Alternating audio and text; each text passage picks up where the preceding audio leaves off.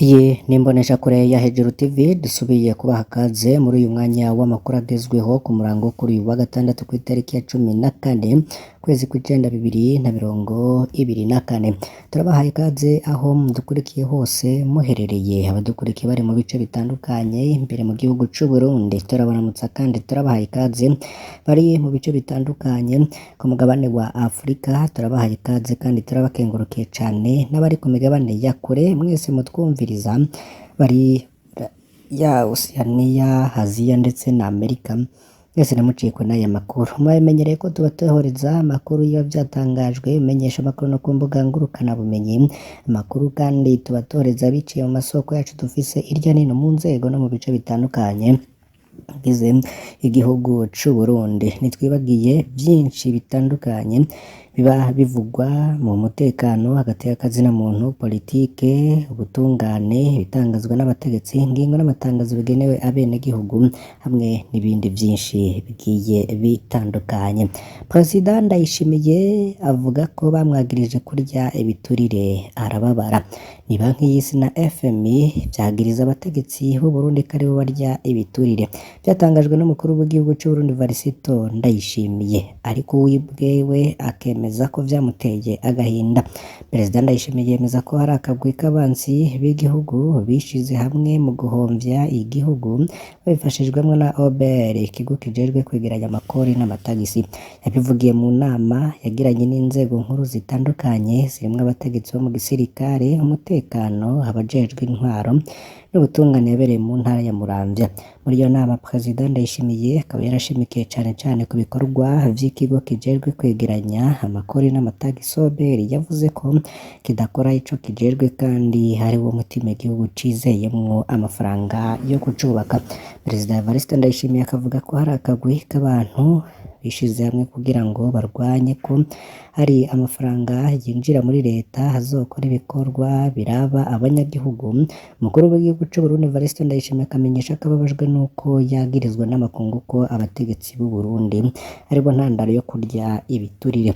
Aha kandi Ndayishimiye agasigura ko ibiharuro vya leta vyerekana ko ibidanazwa vyinjira mu gihugu vyategerezwa gutanga amakori, usanga leta ironkamwo n'imiburiburi 10% categerezwa kuja mu kigega cayo. Ivyo vyemezwa kandi n'umushikiranganji w'ikigega ca leta Audace Niyonzima yari no mu bitabiriye iyo nama, yaje akamenyesha ko inzira zose zo kunyuruza amakori n'amatagisi mu kwinjiza ibidandazwa mu gihugu bitarishe abakora muri OBR aribo babarekeye ko zamenyekanye. Umushikiranganji w'ikigega ca leta akaba yaratangaje ko inzego zose n'iz'umutekano zirimwo n'iz'igisirikare bagiye gukorera hamwe mu kurwanya igiturire n'abashaka kunyonora amatungo y'igihugu. Bamwe mu bakurikiranira hafi politike y'u Burundi bakavuga ko umukuru w'igihugu yarakwiye gufatira ingingo wese abangamiye ubutunzi bw'igihugu igihe cose bigaragaye agendeye kw'ibwirizwa shingiro. Mu Burundi rero hakaba haratangwa n'isekeza ryo kurwanya ibikorwa vya fraude mu gihugu cose mu mezi hafi 2. Gusa iryo sekeza ritanguye, umukuru w'igihugu yatangaje ko abantu 233 aribo bari bamaze gufatwa, n'ibintu vyari bimaze gufatwa navyo bikaba bitaraharurirwa igitigiri c'amafaranga. Gusa Perezida Ndayishimiye akaba yaramenyesheje ko biharurwa mu mamiliyaridi n'amamiliyaridi. Intara zatangajwe ko zitarafatwamwo abaforuderi ni Gitega, Bururi, Mwaro na Karusi. Ivyo Perezida yise ko batari ku kivi kuko naho batabuzeyo. Umukuru w'igihugu Varisito Ndayishimiye akaba yemeza ko atamahera akwiye ari no mu mabanki ahari, akaba yitanga ko akarorero k'ubwiwe yoba yaragiye kurondera miliyoni 50 z'amahera y'amarundi nk'ideni arayabura. Perezida Ndayishimiye akavuga ko ibintu bibandanije uko ata gihugu gishobora kwishikana, agasaba n'amabanki guhindura ingendo. Muri kino gihe akaba amaze n'imisi ahura n'imirwi itandukanye baganira ku co yise urugamba rwo kunagura ubutunzi. Mu kwezi kwa gatandatu rero akaba harahinduwe inoti, ubwo nuko umwaka uheze si 5,000 ndetse n'10. Mu gihugu rero hakaba haribonekeje n'ubukene bw'amahera, hari n'intara abanyagihugu rero batari bemerewe no kubikuza amafaranga arenga miliyoni zishika kuri 3. Bane iyo myidogo y'umukuru w'igihugu Varisito Ndayishimiye nawe yemeza ko yoba yarabuze miliyoni 50 mu mabanki yo mu gihugu c'u Burundi. Yavuga rero mu gisata c'ubutunzi ni nayo. Ikinyamakuru SOS Media cagarutse kuri dosiye ya Sahabu. Muganga Christophe Sahabu rero yasubijwe mu ibohero rya Ruyigi n'ahamagara yaramukitse. Amakuru rero ava mu ibohero rya Ruyigi avuga ko muganga Christophe Sahabu yashitse mu ibohero rikuru rya Ruyigi hafi igihe c'isaha 10 z'umuhingamo. Hari haheze amasaha make bamukuye mu bitaro aho yari ari ku musego. Muganga Christophe Sahabu rero akaba yarasubijwe mu ibohero rya Ruyigi mu buseruko bw'u Burundi bikozwe n'igendereza ry'u Burundi. Yashika rero akaba yarinjijwe mu kumba afungiwemwo niko aho ari, ndetse SOS Media Burundi ikabikesha amakuru yakuye mu ibohero rya Ruyigi. Mu Burundi rero amabohero arafise n'amavuriro canke aho bakurikiranirwa n'abavuzi, mugabo uwo yahoze arongora ibitaro vyiza vya mbere mu Burundi arivyo Kira Hospital yajanwe mu ivuriro ngazo kwivura wenyene umuganga, niko abategetsi buba bibaza. Niko rero n'umufungwa mu Ruyigi umwe yivugiye n'akababaro. Muganga Christophe Sahabu rero akaba hari haheze n'amasaha make yakuwe ku musego aho yari ari mu bitaro bikukira kaminuza yo mu Kamenge vyitiriwe umwami Karede. Abaganga be rero bakaba baravuze n'umubabaro bati muganga Christophe yakuwemwo amaserumu atarahera aca ajanwa ubwo nyene mu Ruyigi kandi ari indembe.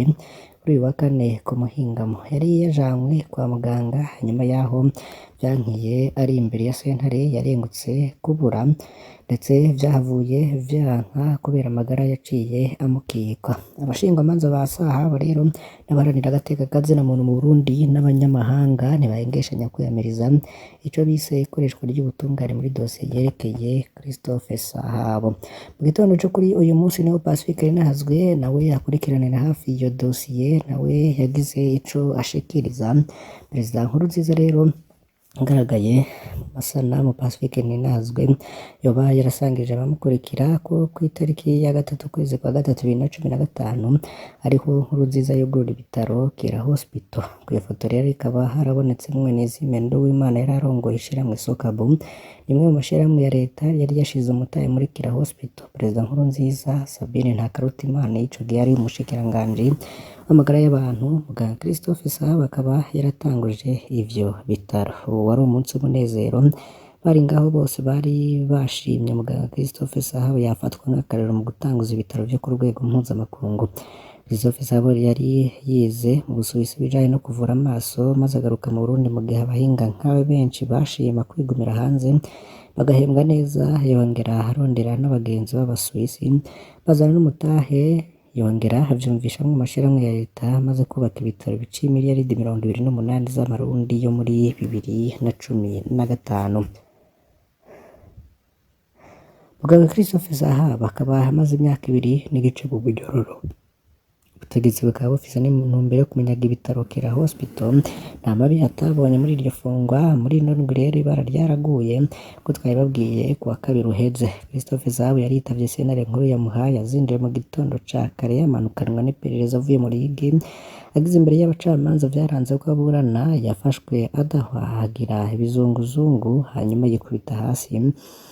Inyuma y'amasaha abamuburanira bakaba barasavye ko ajanwa kwa muganga. Sahabu yahavuye ajanwa mu bitaro rwa Karede vy'i Bujumbura, naho nyene nta gahengwe yaronkeye kuko kw'itariki ya 12 kwezi kw'icenda abakozi b'iperereza bamusanze mu bitaro barandura amaserumu yaramuriko marimari baba baramuduganye mu Ruyigi. Abaganga rero basigaye bajumarariwe. Iyo muganga Christophe Sahabu yigumira i Buraya ntabari muri ibi vyago ngiyaza no mu Burundi agasaba akazi nk'abandi, akirinda umugambi uhambaye kubaka ibitaro vy'akarorero Kira Hospital. Ubu ngaba ari mu biwe icaha rero ngo cabaye ico kwiyumvira neza y'u Burundi. Yaje azanywe n'umugambi wo kuvura neza abandi, none nawe ntafise n'uburenganzira bwo kwivuza.